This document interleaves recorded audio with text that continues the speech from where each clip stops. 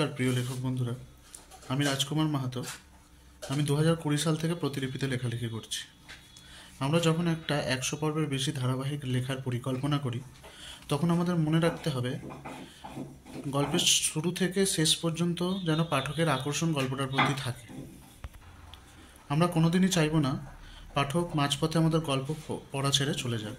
এতে ধারাবাহিকের সামগ্রিক এনগেজমেন্ট যেমন কমবে, তেমনই আমাদের উপার্জনও কমে যাবে। তাই একটি বড় ধারাবাহিক লেখার ক্ষেত্রে শুধু পর্ব বাড়িয়ে গেলে হবে না, সেই পর্বগুলিকে পাঠকের কাছে আকর্ষণীয় করে তুলতে হবে। একটি 100 পর্বের বেশি ধারাবাহিক লেখার জন্য কি কি উপাদান থাকা দরকার, সেটা নিয়েই আজকে আমাদের আলোচনা। প্রথমত, প্রতিলিপিতে অসংখ্য গল্পের অপশন পাঠকের কাছে আছে। সুতরাং একটি ধারাবাহিক যদি পাঠকের ভালো না লাগে, অনায়াসে মুহূর্তের মধ্যে সে পাঠক অন্য ধারাবাহিকে চলে যেতে পারে। সুতরাং ধারাবাহিকের প্রথম পর্বটা আমাদের খুব ভাবনা চিন্তা করে লেখা উচিত।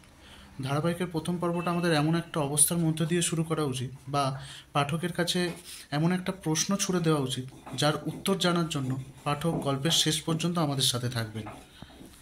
একটি বড় ধারাবাহিকে পাঠককে ধরে রাখার জন্য কিছু বিশেষ চরিত্র সৃষ্টি করা দরকার, যাদের জীবন সম্পর্কে জানার জন্য পাঠক অপেক্ষা করে থাকেন।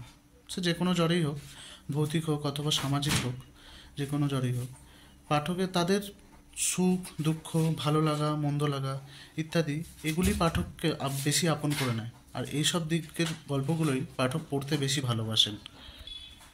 সেই সব চরিত্রের মানসিক দ্বন্দ্বগুলো পাঠককে ভাবতে বাধ্য করে। গল্পে ধরুন এমন কিছু চরিত্র রাখা দরকার যাকে আপাতদৃষ্টিতে দেখলে মনে হচ্ছে সে খারাপ, কিন্তু তার সেই খারাপ কাজগুলোর প্রতি আমাদের এমন কিছু শক্তিশালী যুক্তি দেওয়া দরকার যাতে আসলে সেই কাজগুলো ভালো। সুতরাং তার প্রতি পাঠকের একটা সহানুভূতি জন্মায়। এতে তাকে আরও বেশি জানার জন্য পাঠক আরও আগ্রহ নিয়ে সেই গল্পটা পড়ে। এখন প্রতিলিপিতে একটি ধারাবাহিকের প্রথম 15টি পর্ব পাঠকের জন্য সম্পূর্ণ বিনামূল্যে থাকেন।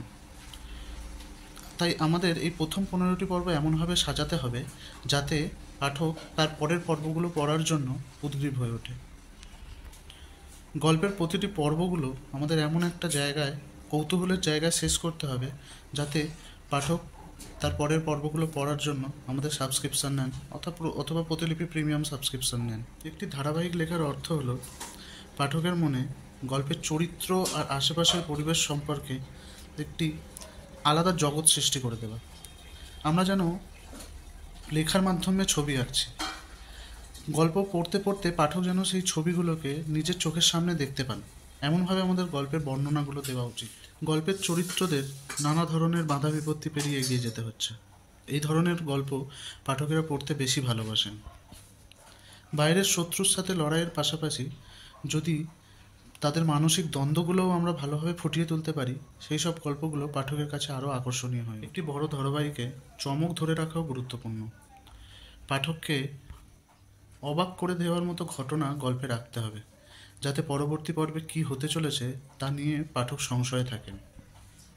গল্পের মুখ্য চরিত্রে এমন কোনো গোপন রহস্য দেখানো যেতে পারে যাতে এতদিন ধরে পাঠকেরা সেই চরিত্রটি সম্পর্কে যা ভেবেছিলেন তারা ভুল প্রমাণিত। বড় ধারাবাহিক লেখার ক্ষেত্রে কীভাবে পাঠকের আকর্ষণ ধরে রাখতে হবে, তার জন্য এই 6টা পয়েন্ট খুবই গুরুত্বপূর্ণ। তবে এই আলোচনা এখানেই শেষ নয়। সাথে থাকবেন, পাশে থাকবেন। ধন্যবাদ।